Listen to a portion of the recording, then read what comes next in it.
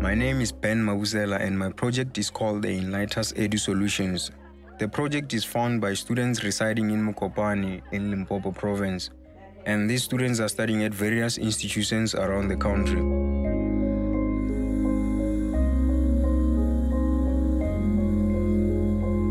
The organization currently serves schools around Mokopane, and our aim is to empower the youth of today with education, leadership skills, career exhibitions, social and health awareness. Mostly we expose them to vast career opportunities through these workshops.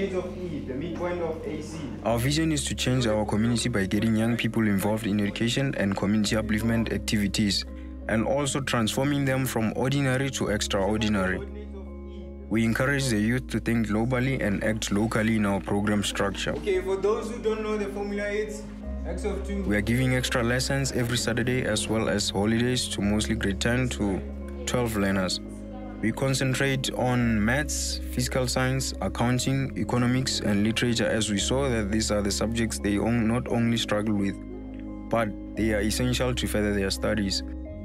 Furthermore, we hold motivational talks and raise awareness around the importance of applying early to various institutions where their education will be furthered.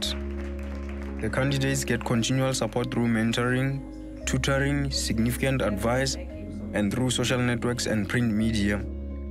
So Lydia and I would be very welcome to invitations, right? Well, we partner with Department of Education, medical centers, and schools around Mokopane. On certain dates, we bring professionals like teachers, lawyers, doctors, nurses, engineers, and other people in profession markets to the youth and hold talks about the specifics of the job so that the youth are aware of the necessary skills they will need in order to study further on their professions. At my project, we believe that the best way to prepare the youth for an uncertain tomorrow is to give them the knowledge to make education decisions about their future.